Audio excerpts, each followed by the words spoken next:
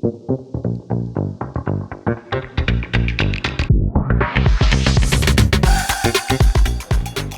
right. Thank you for coming to my talk. Hopefully I can add some energy for the after lunch talk and keep you all awake. Today I'm going to be talking about JDKs and SDKs. I'm Michael Bailey. I'm a distinguished engineer at American Express. And one of the great things about American Express is we have a technical career path where you can advance as an individual contributor, even as a front-end engineer. And there's a great career path there for you. And one of the things that we all deal with, whether or not we like it, when we're doing Android development is JDKs and SDKs. And this is even relevant, some of this is relevant for our server-side devs because we use a lot of JVM-related stuff on the server side at American Express. So who is this audience? Who's this talk for? What's the audience? Well, it's really for any Android developer. Any Android build you're doing is using these basic fundamentals, but especially if you've come to Android development from some other platform, maybe you were an iOS developer trying out Android, or you were a web developer trying out Android, and a lot of the documentation sort of assumes you know some of the fundamental things and maybe have a Java background, and so some of these things may be very confusing. You get error messages when you're trying to upgrade things and trying to line up all your dependencies and get things to work, and hopefully the background I give you here today will help you at least do better Google searches when you're trying to figure out those types of things and errors that you're seeing.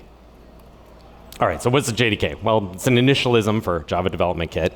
I hope that part may be obvious. It contains a number of tools that you need to build a Java application. It comes with a compiler, which takes a .java file and produces a .class file, which is the executable that you can run. It comes with the standard APIs that you could call into from any Java program, string and list and things like that. And it comes with the virtual machine, which is the Java executable that executes your .class files, but it has a lot of other things like JShell, which is a REPL. You can type in one command at a time and evaluate that if you're trying out Java things. There's also a Kotlin REPL that's not part of the JDK, but Kotlin also has a REPL. There's a decompiler that comes with a JDK. And most of this stuff is orchestrated for you by Gradle. You don't usually have to know what these commands do, but knowing a little bit about what they do and what Gradle is doing on your behalf can be helpful. There's a lot of other stuff in the JDK. We're not going to go through all this stuff, but it's a thing that you install either on your CI runners or on your local machine that comes with all these commands as part of the standard distribution. And a JRE is just a subset of a JDK. We're not going to talk much about that today, but it doesn't have all the stuff to do the development. It just has the runtime bits that you need to actually execute a program. So JDKs come in releases. We get the set of commands you have there, but the releases come out about every 6 months. Some of those releases are long-term support, which means they continue to get patches even when newer versions have come out. So if we look at, oops, there we go.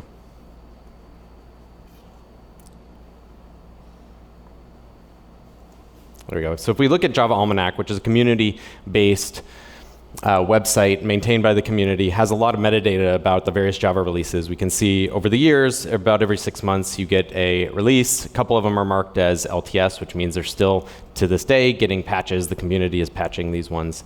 Next Tuesday, a new one comes out. Java 21 will be released, I think, next Tuesday. And that one is supposed to be an LTS release, so it will also start to get patches. It used to be about like 4 years between LTS and then 3 years, and now it looks like it's about 2 years between the LTS releases. So a lot of times the community comes together and uses those. So you'll see that these ones more often 8, 11, 17, and someday 21.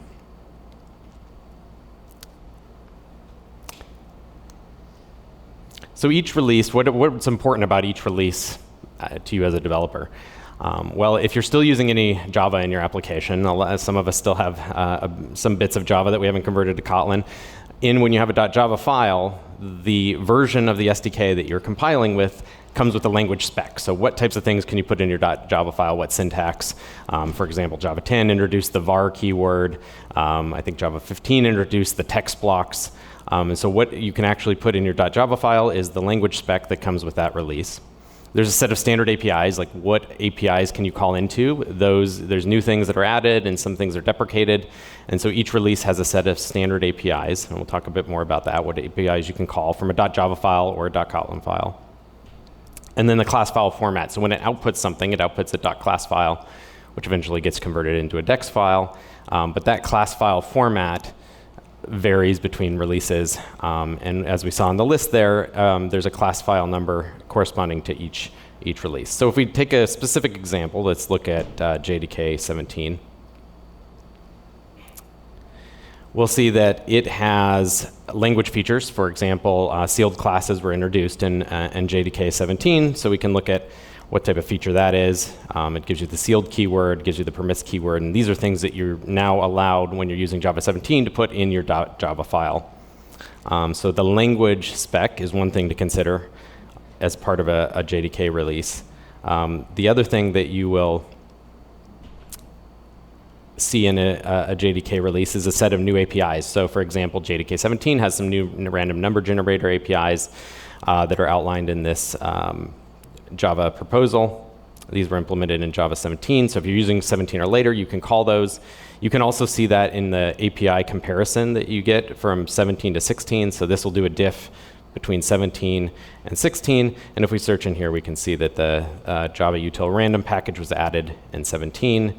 And also, if you scroll down in the Java doc itself, it also mentions what version it was added in. So this one was added in since 17. So if you tried to call these from an older JDK, you're not going to be able to do that. And the other thing you can notice is the class file version. So 61 was the bytecode versions that you're going to get when you're targeting JDK 17. All of this is open source. The JDK is open source. If you want to get the latest bits and see the very bleeding edge, it's at openjdk/JDK.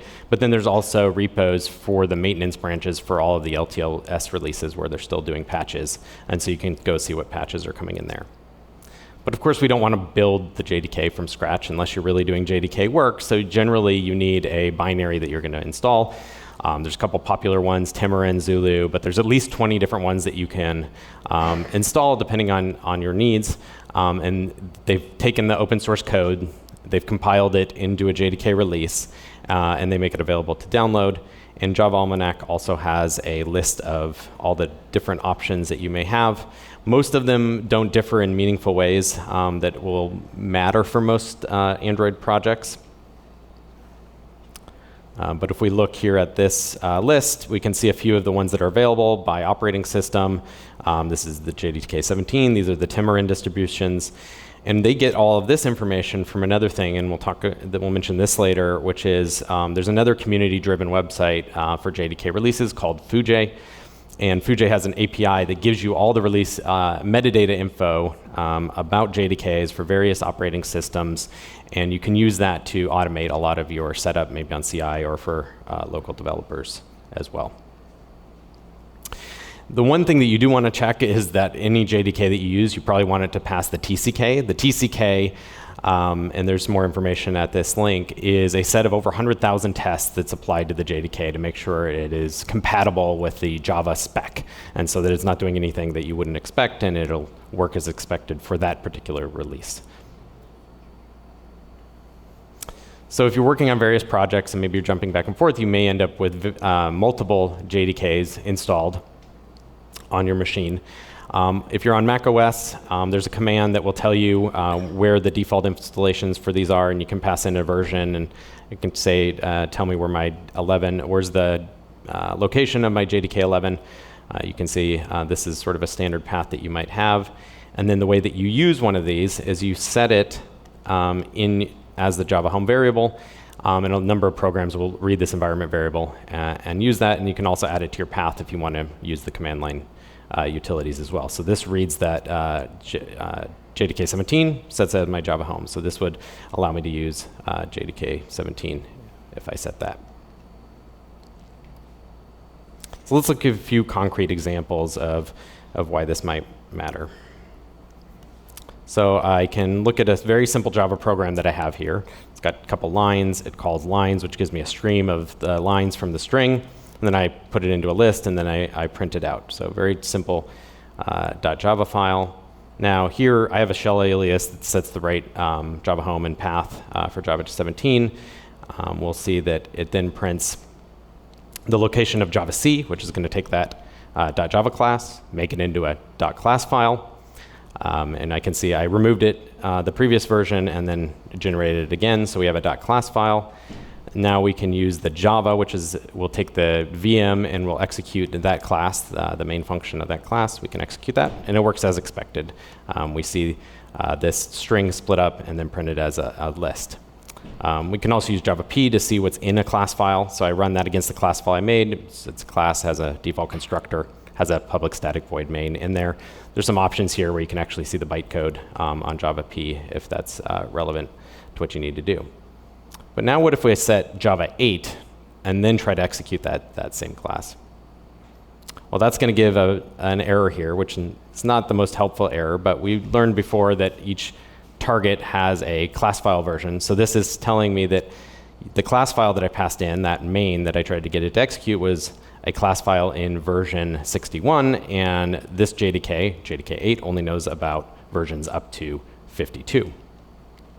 And so if you see a message like this, you can, and you don't remember what 61 is, you can go to the Java Almanac list like we saw before, and it's on that main list. I can see 61 is 17, and I can see 52 was JDK8. So that's why it's saying it doesn't know about anything newer than 52. So if I set Java 20, that's newer than 17, that should execute fine, and we see that it does. So I can use JDK 20 to execute the bytecode that was generated by 17. But what if I need to mix and match a bit more?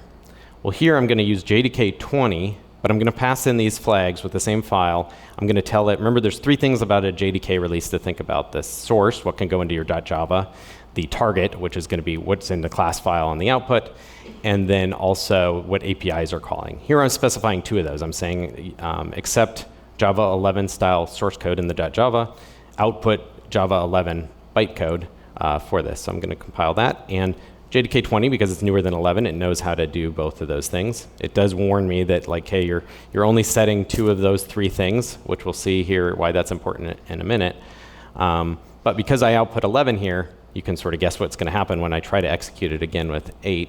Instead of 61, it's going to complain about 55 because that's the version that corresponds with 11. But now I can try, okay, if I wanted to run on Java 8, even though I'm using JDK 20, I can execute this, and it gives me even more warnings telling me how old JDK 8 is, which is pretty old at this point. But it did, in fact, compile it, and it output some bytecode into a .class file in JDK 8 format. So now I can try to run that with JDK 8, even though it was compiled with JDK 20, and now I get another message. It's not the class file error. The class file version is right. It's expecting 51, and it got 51. But now it's complaining about something else. It's complaining about this .lines method on string. Well, because I only told it, hey, accept source code for Java 8, output source class file for Java 8, it didn't say anything about what APIs were available there. So it actually just compiled fine, no error, but it's actually referencing something that existed in 20, because I compiled with 20, and this method does exist in 20, but it didn't exist in 8, and that's why it's doing a no such method error there. And you can see that if I look at the Java doc here for that lines method, I can see that that was edited in 11. So what I could do is I can now try that again, and if I pass the release flag instead of source and target, release actually covers all three of those things that we talked about for a JDK release. It's going to check the source code is JDK 8 source. It's going to check that the APIs were available back in JDK 8, and it's going to output bytecode that's compatible with JDK 8. Now in this case, because those APIs weren't available, it doesn't even compile. Before it compiled, then I had a runtime error. Now it catches it at compile time. So now it's telling me, hey, lines didn't exist. Could be a little bit more helpful here. Probably could be a better error message. Java 20 should know that this API was added in 11, so it could probably tell me, hey, this was added in 11, but it just says, hey, I can't find it, because it's trying to output something that's compatible with 8. So I can give it release 11, and let's see what that does. Well, now, instead of complaining about .lines, it's complaining about .toList. Well, we can look at the Java doc of that. And we can see that the .to list was conference Wi-Fi. .to list was, the Java doc says it was added in 16. So that's why you can't do it in 11. That's now complaining about that one. So now we could, with 20, we could say output with release 17, and then I can execute it with Java 17, and this will all work because it's doing all the checks. I can run that, and it actually runs with Java 17, and it executes hello DroidCon. So now you can sort of see like how these things all have to line up, how you can get the compiler to check a compile time by using the release flag. And when you see these errors, you sort of know where to start looking for how to fix it. So the takeaways from that are, when possible, you should prefer using release because it checks all three of those things over just using source and target. And these are things that can be configured via Gradle. Usually Gradle is orchestrating all this for you.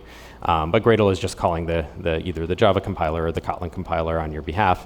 And it's passing in these flags. So the release flag checks all three of those things, so you get a compile time error if you're doing anything that's not going to work when you run it. But it also shows that I compiled all that with JDK 20, even though I was executing on, let's say, JDK 17. You don't have to use the same JDK to build as the same JDK that you're going to do at runtime. As long as you use the release flag and everything works, you can use a newer JDK to output something that will run on older JDK versions if you use the right release flag. All right, so where are JDKs used in your Java application, right? A lot of us don't use much Java source code anymore. We use Kotlin, but JDKs still come in to your Android development lifecycle. And this can be particularly confusing to somebody who's new to Android and has only ever done Kotlin in the context of Android. Well, why am I getting all these Java and JDK related things? Well, most of the tools that you run as part of your Android build toolchain are actually also themselves JVM programs. And so that's where some of these things come in. For example, Gradle itself is a JVM-related program. So Gradle is running on a JVM, and it's one of those JVM releases, and so you have to match up things related to Gradle. So if we run the Gradle client daemon, which when you run Gradle, the Gradle W starts up a client daemon, which then spins off another process, which is a client process, which spins up a daemon process. So there's two different Gradle things there. But if we just spin up Gradle W, it'll start a JVM. You can see here, because I had JVM 17, JDK 17 in my path, it's executing with the Java virtual machine from that distribution. I passed it in this argument, and so when I pass it in through Gradle ops, that's something that gets attached to the client VM of your Gradle distribution.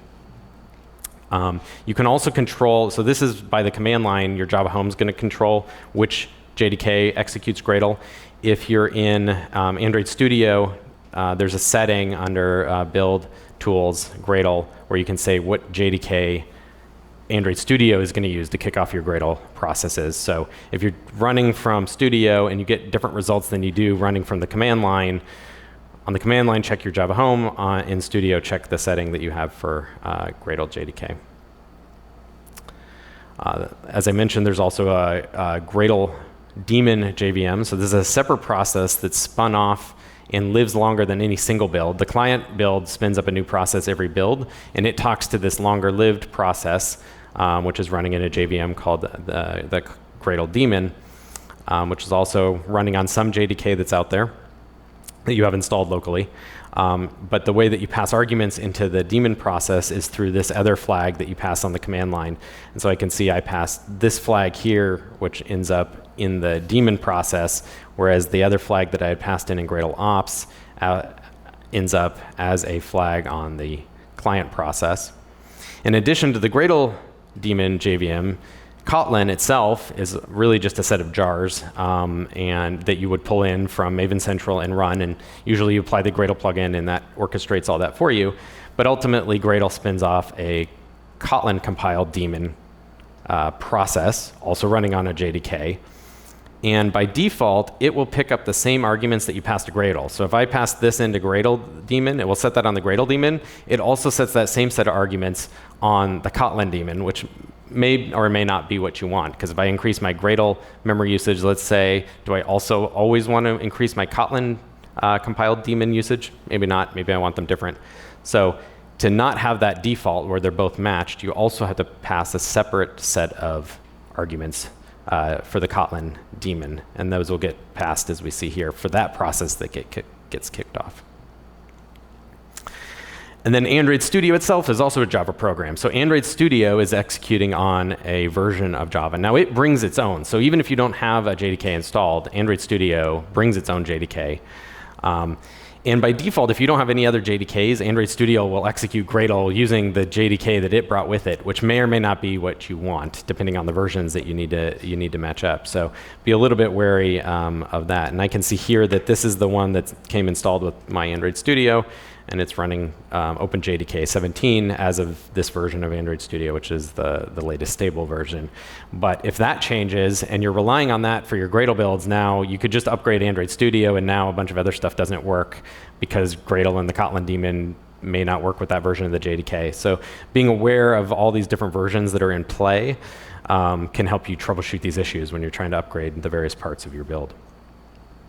So we talked about the JDK, but is there a Kotlin SDK, a KDK? Not really. Generally, Kotlin compiler is just a jar that comes from Maven Central. You generally execute it through the Gradle plugin, although you can brew install Kotlin and just use Kotlin C from the command line, which again is just some shell scripts that wrap the jars that you would get from Maven Central there. But it's just a Java program that runs on whatever JVM you have set up. But within your Gradle build, you can have multiple different versions of Kotlin in your Gradle build. So Gradle itself uses Kotlin to compile your .kts files, so it has to bring a version of Kotlin with it. So in, let's say, for example, 8.3, it brings Kotlin 1.9. And if you want to know which version Gradle is bringing into your build to compile your .kts files, they have a chart on their website. I think I have that here. So this tells you that in 8.3, it's actually bringing Kotlin 1.9, but it's actually executing Kotlin at a 1.8 level, so you can only use Kotlin features that were available in 1.8 in your KTS files. Even though it's bringing in Kotlin 1.9, it's telling Kotlin, similar to how we saw with Java, to only accept things that were available in 1.8. There's the Kotlin version that you use to build your app, which you bring in with the Kotlin Android plugin, and you specify the version. So this version is just determined by your Gradle version. This version is determined by you, and you have to make sure it matches up with your Compose compiler version. And there's also a map here of which version of Kotlin you have that you bring in. You have to make sure you have a corresponding version of the Compose compiler that matches that, otherwise you'll get errors. And then if you have a tool like Detect actually brings its own version of Kotlin. So depending on your versions, you could have, in a very simple build, at least 3 versions of Kotlin in play that are affecting different things. And we can, in this one, Detect, and they have a compatibility thing that says this version of Detect brings this version of the Kotlin daemon. I don't think I have that tab open. But you can actually override that with a resolution strategy in Gradle, although generally that's a bad idea and will cause you problems. But I have a little Gradle task here that will showcase this. And if I run this, it prints the Kotlin versions. It shows that in this particular build, Gradle is bringing in 1.9.0. My app is actually applying 1.9.10, and Detect is bringing 1.8 in. So just in this very simple build, I've got 3 versions of Kotlin in play, and they can all affect your build in slightly different ways. All right, so we talked about JDKs, talked a bit about Kotlin. What about the Android SDK? What is the Android SDK? Well, these terminology with Android is used in a couple of different ways. It can get a little bit confusing, but the Android SDK is generally something that you install locally on your build and on your CI runners. You usually bootstrap it with the command line tools, which you can download from the website as a zip file for your operating system. Or if you don't have it locally, Android Studio, if you don't have it, it'll prompt you to install it for you. But on CI, you're probably going to want to automate that download into your CI runners. You can also automate it by, there's an XML file that they publish that has all the version information, so that you could parse that XML file if you wanted to. And this is what Android Studio does to figure out what things are in your SDK. You can see it gives you like the zip file for Linux or Mac or whatever. You could parse through there and automate that if you wanted to automate the installs of command line tools. So command line tools is a thing that sort of bootstraps your SDK, but it's sort of a minimal subset of what you need to build Android. And then you use part of that SDK to sort of install other parts of the SDK. So if we see here, when I downloaded the command line tools, I get this set of very basic things, and there's a few other directories. But the key thing here is the SDK manager. So that's the one that comes in with command line tools, and then you use SDK manager to install other parts of the SDK, which if you installed all the parts of the SDK, it's probably 100 plus gigabytes. So that's why they don't install it all at once. They install a minimum subset, and then you install the parts that you need for your setup and your build. SDK manager has a version. This really doesn't matter. You probably never need to know that, but it does have a version that you can list. But there's not really a concept of an overall version of the Android SDK. The Android SDK is made up of the SDK manager, plus all the versions of the system images that you use in your emulator, plus the emulator version that you have, plus the sources that you install, plus all the Android things are each versioned individually. The Android SDK itself, other than the command line tools that you bootstrap it with, doesn't really have a version per se. It's a collection of versions. So if you use that SDK manager on the command line, and there's a UI for this in Android Studio that basically does the similar things, but when you want to automate it for either local development or on CI, you'll want to probably use the command line tooling. It'll show you what you already have installed. So these are some packages that I had installed. And then it'll show you what's available to be installed. And I can just say SDK manager with the name of any particular package, and it will download that, and it'll install that package. One interesting thing to note here is that these have the version in the name of the package, and there's also a version which is separate. So each package has a name and a version, but most packages also have the version in the name. And the reason they do that is it enables you to install multiple versions of the same package. Because if they were both named the same, you can only have one version installed. But I can have this version of build tools installed and this version of build tools installed, because technically they're separate packages because the version is in the name of the package. One notable exception to that is emulator, which doesn't have the name of the in the package, which means you can only have one version of the emulator installed, which can sometimes lead to some confusing things. And we'll see that in a second. So SDK Manager, just like Android Studio, has multiple channels. There's stable, there's beta, there's canary. SDK Manager has a set of packages, and depending on the flag and the channel you pass it, it'll show you different things. So if you really want to see everything, including all the canary and latest bleeding stuff, you have to pass this argument channel equals 3, which will show you the very latest canary packages. But if we look at that emulator situation where the name of the emulator doesn't contain the version, which means you can only have one version of the emulator installed, what can happen is if you're running, let's say, canary version of Studio will prompt you, say, hey, do you want to update your emulator? And it will update you to the canary version of emulator. And then if you go back to stable version of Studio, because something's not working and you want to go back to the stable version of the tools, you are still running the canary version of emulator because there's only one version. So that one version that your canary Android Studio upgraded is also now running inside of your stable version of Studio. So to be able to see that, you can look at what the stable version of Studio is, or emulator is, without passing a channel. You'll just get the stable version. If I pass channel equals 2, I'll see the beta version of the emulator. And if I pass channel equals 3, I'll see the canary version of the emulator. But if I want to go back to the stable emulator after somehow it's been upgraded or I have some emulator problems, I have to uninstall the emulator and just reinstall it with no channel flag, and that'll install the stable version of the emulator again and bring you back to that. Now, if you wanted to go to the canary version of the emulator, you can uninstall the current version and then install the channel 3 version of emulator, which will bring you up to the canary version. But it's important to know that even across different versions of Android Studio, if you have multiple installed, it's all using one version of the emulator. So another thing that sometimes gets a little confusing is some of the flags that you set for how your app is built have the name SDK in them, but they're not talking about the SDK that we just talked about, which is the local install of SDK that has SDK Manager and it has the emulator and it has ADB and some other tools that are in there.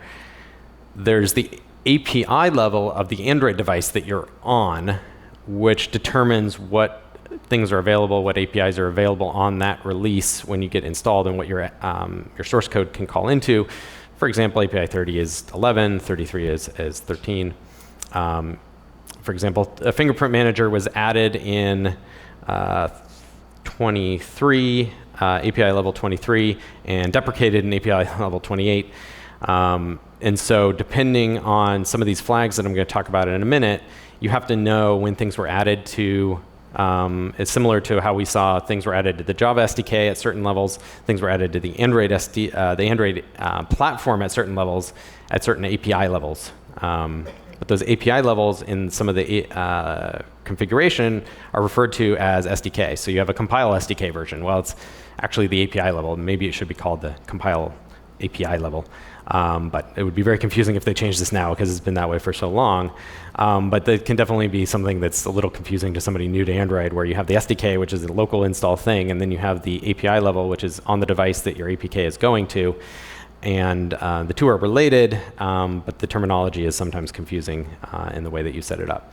So compile SDK version is what is going to be available during the build process. So when you're running the Kotlin compiler or the Java compiler, what APIs are going to be on the class path that you can actually compile against. And so that's going to determine that. And so if you compile against a newer SDK, you can use the things that were added in newer SDK versions. And so it affects what source you can also navigate to in Android Studio. So in Android Studio, if you're navigating to something, whatever your compile SDK is set to, that's the source code that you're going to see if you have the source code locally installed with the SDK manager. So even if you're like stepping through a debugger on an API 30 device, but your compile SDK is API 34, you're going to see API 34 sources, which means they probably won't line up. So that's just something to be aware of, the compile SDK effects. Often you get new deprecation warnings when you bump your compile SDK, nullability annotations, so you might have to fix those. But generally, you always want to set your compile SDK to the latest stable API level. There's no reason to stay on an older compile SDK version. Min SDK has to do, it's min API level really, but the thing that you set in the Gradle plugin is called min SDK version. The thing that shows up in your manifest is called min SDK, but it's really the API level, and that's the API level that gates where your APK can be installed. So if I have min SDK 28, I can't install my APK on an API 27 device. It lets the Android Gradle plugin do some customization based on your API level. So for example, in APIs levels 21 and 22, you can't have more than 100 DEX files in your APK. So an Android Gradle plugin knows that. So it's like if it sees min SDK 21, it will know that it has to compress your DEX files into fewer DEX files because it knows that you could potentially be installed on API 21. Lint can warn you about things. So even if your compile level is like 34, which you want it to be the latest, Lint can say, hey, your min SDK is 28, so you can't call anything newer than that without an SDK check because it's going to fail at runtime. Min SDK also affects your lint checks as well. The min SDK also informs R8, so R8 can remove a bunch of code depending on your min SDK. For example, here's a bit of code from Android X. If your min SDK is 29, then it knows that this branch will always be taken, so R8 can remove that whole branch for you. So that's another thing that min SDK controls. Other libraries that you pull in have to be at least your same min SDK or higher. So if you set your min SDK to 19, you won't be able to use Compose because Compose has a min SDK of 21. And every library has to match up with that. So if that's an error message that you may see if you're trying to bring in a newer library, but you have an older min SDK. Target SDK affects the runtime. So when your app gets installed, at runtime, your app is going to have compatibility checks. So by default, Android looks at the Target SDK, and if you're on an older Target SDK, it will run in sort of a compatibility mode and not do the newer behaviors at runtime.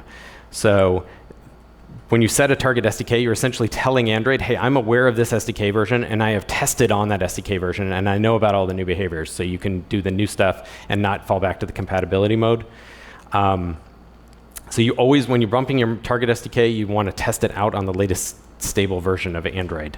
And if you bump your target SDK and test it on a very old version of Android, it's not going to make any difference, and you're not really testing that change. In dev options now, there's actually toggles that you can do. If you go into dev options, where you can toggle on certain behaviors.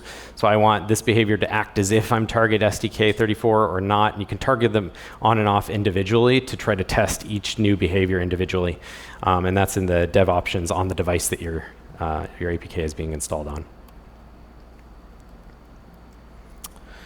So we talked about JDKs and we talked about API levels and how did the two relate? Well, Android includes a subset of the Java APIs plus some Android APIs on top of that. So if you're API level 25 or less, it was sort of like Java 6.5-ish. It was most of 7, but not all of the stuff in 7. Especially the Java file path thing wasn't added until API 26, but it was also part of JDK 7.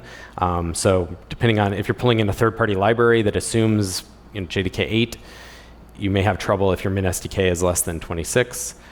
Java.time was added in 8 and in API 26. So API 26 is Java 8-ish. API 33 has most of the Java 11 stuff, and API 34 has Java 17. So it's nice to see that they're accelerating the pace of adopting newer JDK APIs in the newer Android releases. But of course, that really only helps us if your min SDK was 34, then you could call all these new libraries, but most of us probably don't have a min SDK of API 34. So what do you do if you want to call the newer stuff and your min SDK is still lower? Well, there's a couple different approaches you can take. For Java 8 and Java 11 things, you can use a thing called core library desugaring, which is a flag in the Gradle plugin that basically takes the newer JDK APIs that would normally be on the device, and it actually packages them into your APK. And so your APK brings the implementation of those newer JDK APIs to older devices that didn't have them. So that's what core library desugaring is it injects the newer code that didn't exist on those into your APK so that you bring that code with you. There's also been a couple blog posts and documentation about mainline updates, which is a way that they have on newer releases to take newer APIs, install them into older versions of Android through the Play Store. So older versions of Android can get updated with the newer APIs even after the release through the Play Store. So you may be able to access newer versions of JDK APIs on older releases. And how will you do that? Well, presumably it'll be an SDK extension. So in addition to compile SDK, there's now a thing called compile SDK extension, where, for example, if I set compile SDK 30 extension 2, it means that I have all the stuff that was in API level 30, plus some extensions that were on top of that, and the APIs that were backported from a newer version of Android. And one of the ones they talk about in the docs is this action pick images for the new photo picker. And you can see that it was added in 33, but I can actually call this from an API 30 device if that device has been updated through mainline with the extension level 2. But you can only call it if it's an older version R, which is API 30, and that has also the extension level 2. So you need to do a couple different ways of checking that. You first need to tell Android Gradle plugin to include that in your compile path so it'll actually compile. Then you either need to add this to your manifest to say, hey, I should only be installed on devices that have SDK 30 with extension level 2, and it won't let you install on devices that haven't been updated. So you can add that to your manifest, or you can do a runtime check and have some fallback behavior to say, if that extension isn't here, I'm going to fall back to some other behavior. Right now, not a whole lot has been pushed into these SDK extensions, but the infrastructure's there, and you can sort of expect that they will use it for pushing some newer APIs into older devices. All right, so let's apply a couple of the things that we've seen real quick into thinking about how do we apply these in how does this stuff matter? So we saw this class file error message before. So if you ran SDK Manager and you got this very cryptic error message talking about class file versions, you probably know that you're not on a recent enough JDK that you're executing SDK Manager on. So the solution there is to run on a more recent JDK. So in this case, you need to run SDK Manager on JDK 11, and then it works fine. And that's what that class file version was telling you. And so you can sort of see that message, although they could give you a better error message and actually tell you, hey, just upgrade to JDK 17 rather than the cryptic message. But not all the tools do that. Another one is you might be running detect, and you might get an error like this: invalid value 20, passed to JVM target. Must be one of these. Well, these look like JDK version numbers, although it doesn't actually say that they're JDK version numbers. It says JVM target, which gives you a hint. Basically, this is telling you that this version of detect does not work with JDK 20. So there's a couple things you could do. One, you can use JDK 17 and for your whole build, and that would solve the problem and not run your build on JDK 20. You could also upgrade detect to a newer version. Or you can use something called tool chains, which even if I'm operating on 20, I can tell Gradle that for toolchain aware tasks, use this older JDK. And Gradle will look around your file system and try to find that JDK and try to run those specific tasks that know about toolchains on that JDK so that your detect version isn't as coupled to the actual version of the JDK that you're running Gradle on top of. There's also a way where Gradle, if it doesn't find the right thing, if I say JDK JVM toolchain 17, it'll actually go download a toolchain for you using that Fujay API and using a resolver to find the right JDK that your build said it needed, install it locally, cache it, and then use it. And then you even get better error messages from the Android Gradle plugin like this, where it very explicitly says, hey, you need JDK 17, you're using 11, and here's the 3 ways you can solve it. I wish all our tools give us that nice of a message of, here's the problem, here's how you solve it, but they don't all do it. But when they do, it's very nice. All right, so there's a couple things you can read on the Android development site that go through these things in more detail. I recommend these readings, but that's all I have for you today. So we're hiring, check out our website, and thank you for coming.